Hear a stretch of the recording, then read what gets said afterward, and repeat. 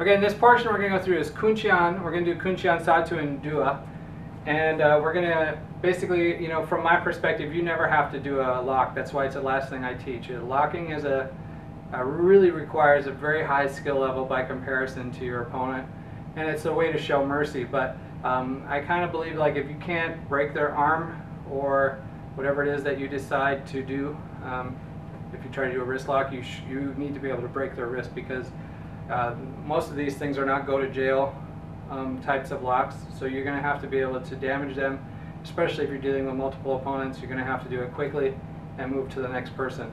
So I wouldn't look at a lock as like, oh, I'm going to hold this person, as much as because most people, even when you apply pain in a specific way for an extended time, their bodies will grow used to it. Their pain sensors will shut off. So you have to be able to pulse it or continue to somehow derive pain from it if you want to use it for long-term control, which is difficult to do in most of these. We have two locks that we use primarily. One is if the arm is bent upward, and the other is if it's downward. Okay, those are both shoulder locks. The reason I use shoulder locks primarily, and I say primarily because I do show a few other things just for purposes of showing. But the reason I do those is because most of the time people's arms are bent. If in a fight you look at the amount of times a person's arm is straight, it's usually from this point and back, right? The rest of the time the arm is bent. So if I can focus on locks that work when a person's arm is bent, I'm going to have a greater likelihood of being able to apply those, as opposed to a person whose arm's got to be perfectly straight and then ultimately hyperextended.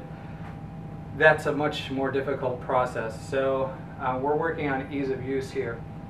All of the locks that I show that work on that principle will work when a person's arm is like this or like this, right? From this position or this position, you can start to get these locks.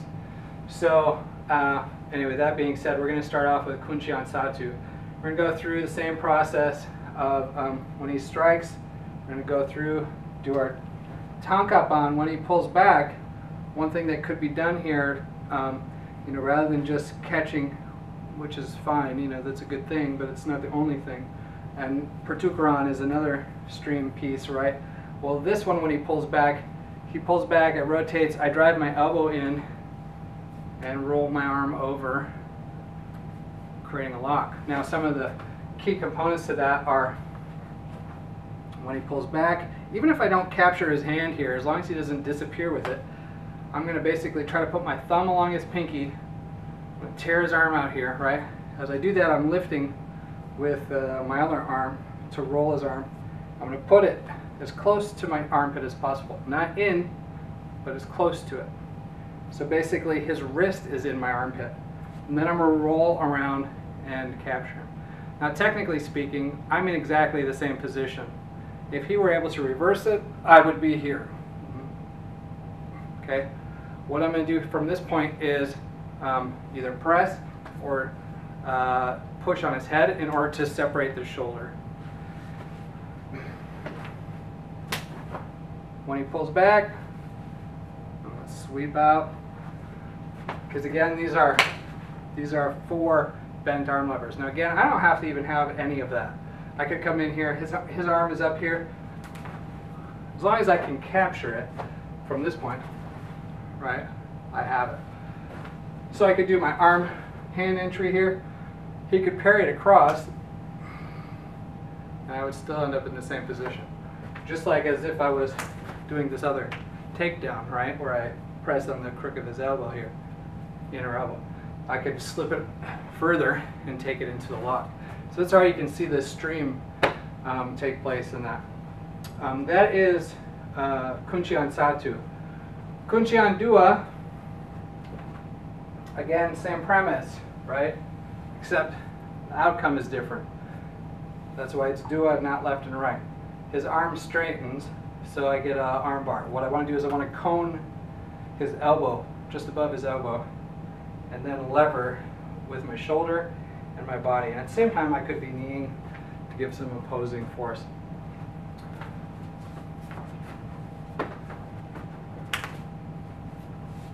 Right? So again, if he was just standing here, he's just standing here, right? I could just do this and get in the same position. If it's straight because he straightens his arm out to try to get out of the bent arm lever, I come into this position. But sometimes his arm's going to bend and it's going to end up here. That's okay. I'm just going to use that bent arm lever. I'm going to strike him in the jaw. He might even try to block that. That's okay too. Yeah, he blocks it out here. I just pull it out and rotate him across. I have to stand him up in this. If I don't stand him up, he can for sure counter. I'll go in this direction. Right? If it locks up straight, this is what it looks like. If he bends it because he's fighting against it, right, then I'll roll it by pressing as close to the elbow. There's a bump on his elbow here, inner elbow, and I want to press against that with my hand and drive his jaw up and turn him. Okay? Those are the ways that you're going to get this not going this way. If you go this way, you end up with something different. It's still there. There's always stuff, right? That's why I say this isn't, these aren't exclusive bits. They all connect together. There's different things that I don't show. It depends on your relationship to the opponent, what happens. If I'm here, this works, right? Okay. If I was to do a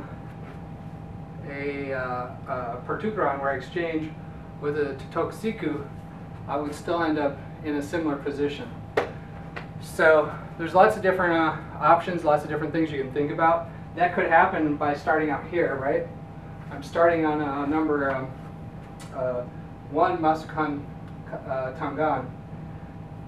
I pass through, do my Pertempuran Satu, my Takedown Satu into a Kuncian Dua.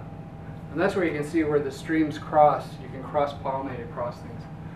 So, you know, it's a kind of thing where you're going to have to experiment and play, but there's no real limit to how much these things can come together.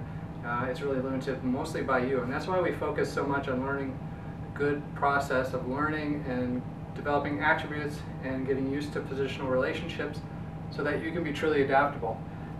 If you don't have to worry about any of that stuff, then all you have left to do is learn new things.